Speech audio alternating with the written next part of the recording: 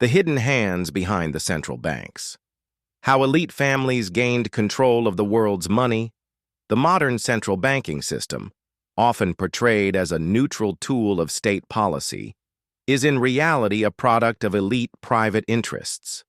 While most people assume that central banks like the U.S. Federal Reserve, the Bank of England, or the European Central Bank operate under government control for the public good, the truth is far more opaque and troubling. Many of these institutions were shaped, or in some cases directly created, by powerful families such as the Rothschilds, Rockefellers, and Morgans, who have used their wealth and influence to gain disproportionate control over global finance.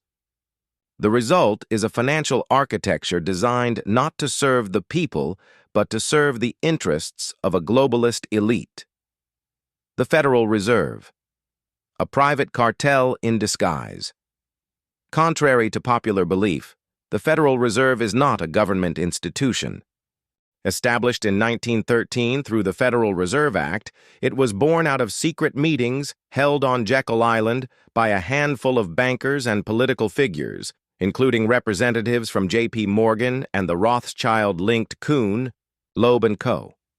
The design of the Fed allowed for a private banking cartel to control the issuance of U.S. currency while appearing to serve the public interest. The ownership structure of the Federal Reserve reveals its true nature. While it operates under the guise of federal authority, its 12 regional banks are owned by private member banks. These banks receive dividends from the Fed's profits and elect 6 of the 9 directors in each regional bank. The president appoints the Federal Reserve Board of Governors, but the banking sector wields immense influence through lobbying and financial power. The Rothschild legacy, banking dynasties across continents. The Rothschild family's influence over European finance is both legendary and well-documented. Beginning in the 18th century, with Mayer Amschel Rothschild in Frankfurt, the family built a multinational banking empire by installing each of his sons in major European capitals: London, Paris, Vienna, Naples, and Frankfurt. This strategic dispersion allowed them to finance governments, wars, and industrial expansion while maintaining interfamily loyalty. By the 19th century, the Rothschilds were the de facto central bankers of Europe.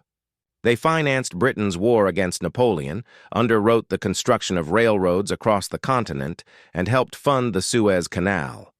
Their wealth enabled them to influence policy at the highest levels, often acting as creditors to monarchs and nation-states alike. Though their direct control over modern central banks is harder to trace due to the discrete nature of private banking, their historical role in creating and shaping these institutions is undeniable. The Bank of England and beyond. Private roots. Of public institutions, the Bank of England, established in 1694, was the prototype of modern central banking. Contrary to assumptions, it was initially a private institution created to lend money to the government at interest. The shareholders of the bank, wealthy merchants and financiers, profited immensely from public debt, a model later adopted by other central banks. In fact, many of today's central banks have similar origins.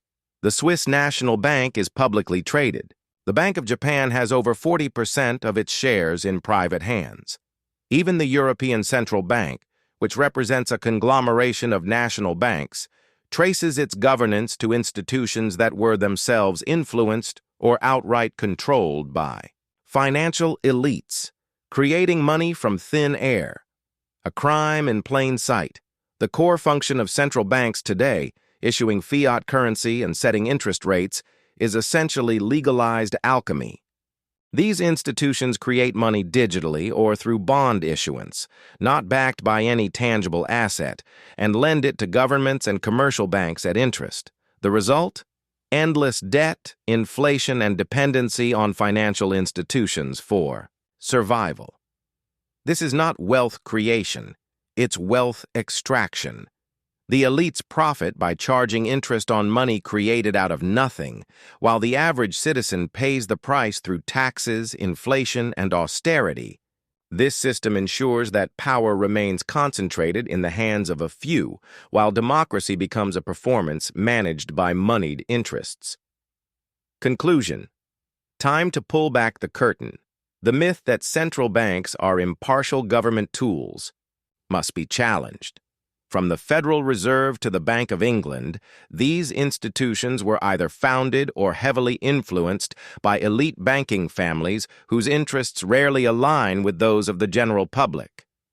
With their power shielded from democratic accountability and legal scrutiny, they operate above the law, true financial monarchies in a world that pretends to be governed by republics and parliaments. To reclaim economic sovereignty, societies must first expose the private hands behind the public facade. Only then can a system be built that serves people, not plutocrats.